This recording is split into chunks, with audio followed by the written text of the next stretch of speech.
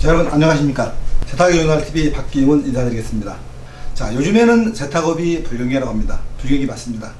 그렇지만 여러분들이 불경기를 이길 수 있는 방법, 세탁을 다변화할 수 있는 방법을 여러분이 찾아야 됩니다. 꼭 드라이클리닝이나 다림질보다 요즘에 핫한 가죽이라든가 가방 등등 운동화가 되겠죠. 제가 그 중에서 가죽 부분을 제가 강의를 시작 한번 해보려고 합니다.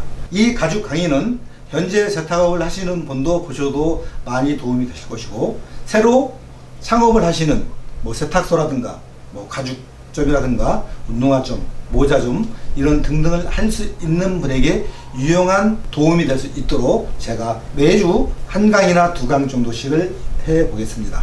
자, 바로 강의에 들어가도록 하겠습니다. 자, 그럼 제가 가죽 세탁의 5단계 단계별을 제가 한번 보겠습니다. 가죽 1단계는 그냥 아주 모르는 세탁소, 일반집이라 생각하시고, 그냥 레벨 2는 그냥 간단하게 구두라든가 가방, 그냥 세척만 해주는 걸 말하겠죠. 제가 추천하는 코스는 레벨 3 정도, 전반적인 세탁이라든가 색고착, 간단한 여러분들이 염색이라든가 보색 정도. 다시 쉽게 설명을 하면 가방에 스크래치가 살짝 일어났다든지, 구두가 단생이라든지, 검정이라든지, 검정은 쉽지 않습니까? 검정 밤색. 그러나 2톤이나 3톤이 들어간 4단계 정도는 여러분들이 하셔야 그래도 전문가 같이 될 수 있습니다. 4단계에서 5단계로 넘어갈 정도 되면 보통 한 10년이나 15년 정도 세월이 많이 녹아나야 가능하죠. 그런데 누구를 만나느냐에 따라서 이 5단계도 시간 단축이 엄청나게 짧아질 수 있습니다. 자, 그럼 여러분들이 앞으로 강의를 들으시면서 어떤 레벨을 내가 추구하는지, 내가 어느 선까지를 했으면 좋겠는지를 한번 생각해 보면서 강의를 들어보셔도 좋을 것 같습니다. 자, 그러면 가죽의 기초 지식에 대해서 한번 알아보도록 하겠습니다. 혁과 피에 대해서 제가 간단하게 여러분들이 알기 쉽도록 제가 설명을 한번 해보겠습니다. 동물의 피를 겉표면을 이렇게 가공을 한 거, 그것을 혁이라고 합니다. 그럼 여러분, 혁이 뭐죠? 이런 혁띠나 이런 가방, 이렇게 가죽의 겉면을 이렇게 무드질해서 이렇게 해놓은 것을 혁이라고 합니다. 피는 이렇게 여러분들이 보시는 것처럼 털이 있게 가공을 한 것입니다. 그것을 바로 모피라고 하죠. 이해가 가셨죠? 자, 다음은 우리가 가죽 제품이라 그러면 바로 가죽을 벗겨서 사용하는 것이 아니고 썩지 않게 부드럽게 가공 처리를 해서 사용을 하는 것입니다. 그것을 무드질이라고 합니다. 다음을 보겠습니다. 자, 다음은 가죽 염색 결로도입니다. 가죽이라는 건 염색 결로가 낮기 때문에 탈색이나 변색 등이 잘 일어나기 쉽습니다. 그래서 가죽은 다루기가 어렵고 배워도 그 상황에 따라서 난이도가 상당히 다릅니다. 또 가죽은 수분에 약하고 내열성이 낮고 강산이나 강알칼리에 약하기 때문에 염색 조건에 따라서는 차이가 많이 있죠.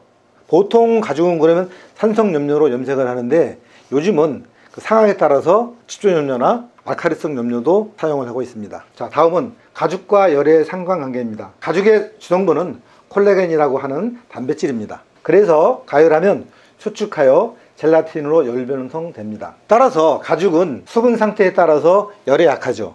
가죽의 종류에 따라서 무드질하는 방법도 여러 종류가 있죠.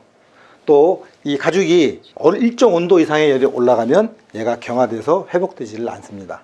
일반적으로 생피의 수축 온도는 60에서 65도 정도로 무드질에 의해 내열성이 커집니다. 크롬 무드질 가죽은 90도나 120도 정도.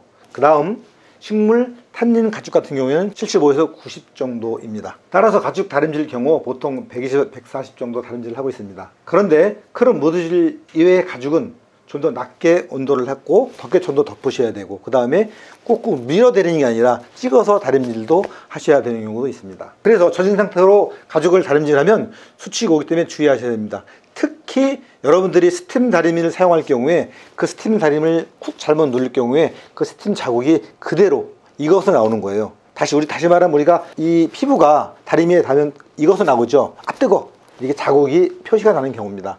이렇게 되면 복원하기가 힘들어집니다. 가능한 가죽 제품을 다루실 때는 스팀 다리미보다 전기 다리미를 사용하시는 게 좋을 것 같습니다. 자, 그럼 오늘 가죽의 기초 지식은 여기서 마무리하고, 다음 강의는 가죽을 부드럽게 하는 거, 그 다음에 색을 빠지지 않게 하는 거, 그 다음에 드라이 클리닝, 물세탁 등을 강의하겠습니다. 감사합니다. 다음 강의에 뵙겠습니다.